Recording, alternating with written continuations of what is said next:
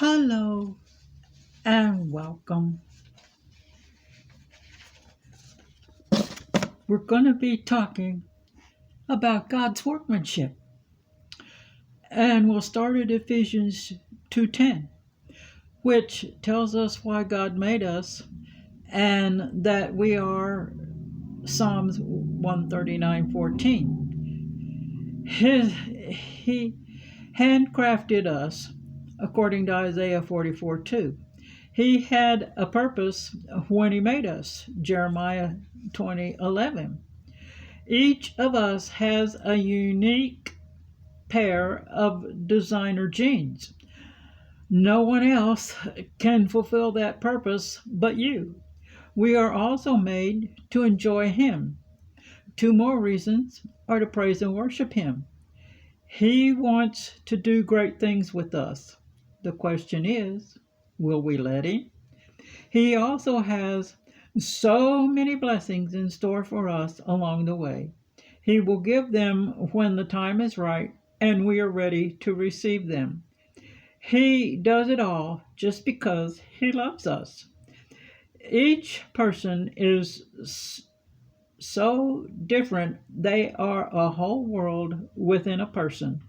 Their mouth is a door to their world.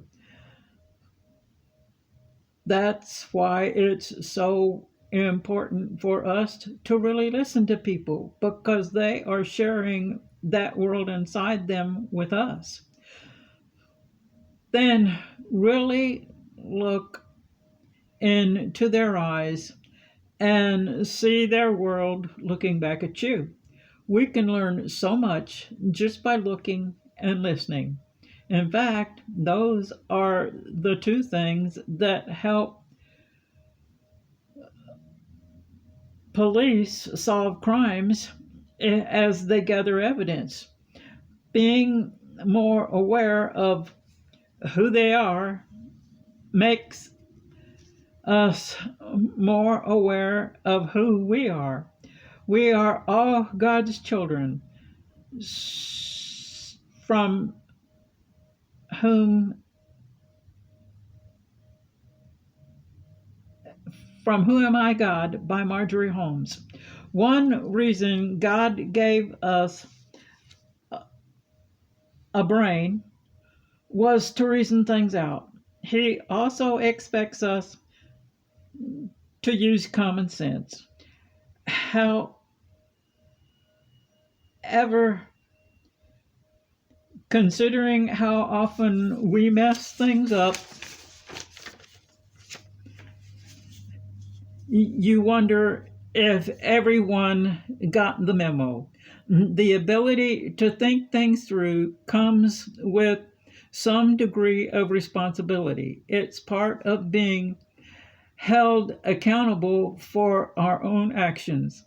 God designed us to depend on Him.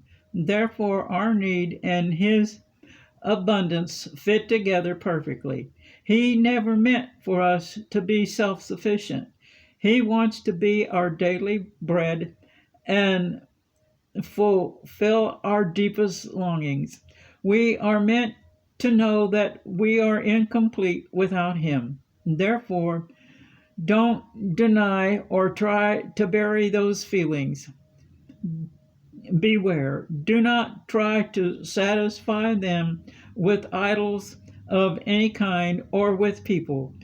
Yes, God knows our weaknesses, but so does Satan, and he won't hesitate to use them against us, especially when our defenses are down. That's why spending time with the Lord is so important. That time in His presence is when our deepest longings get fulfilled. Colossians 2 and 3. That time is where we find completeness in Him. Always remember Jeremiah 18:1 through 6. We are the clay in God's hands. He molds us His way on His wheel. If As He does, He works out all our kinks and flaws. That's how he shapes us into his beautiful, useful vessels for use in his kingdom. Then he glazes us with his blessings and fires us in his kiln of trials. Then he also tests us to make sure we are strong enough to withstand all the fiery darts of the evil one. Read the story in Daniel 3 about his three friends that were thrown into the furnace.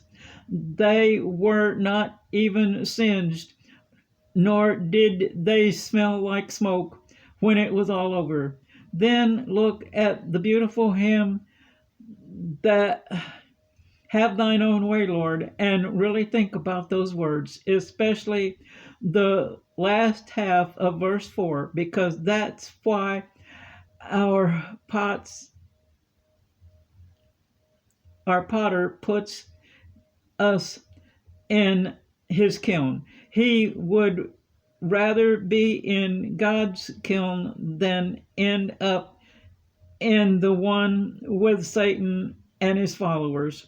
How about you? Where the Spirit of the Lord is, there you will see his workmanship on display, and it's beautiful, just like you.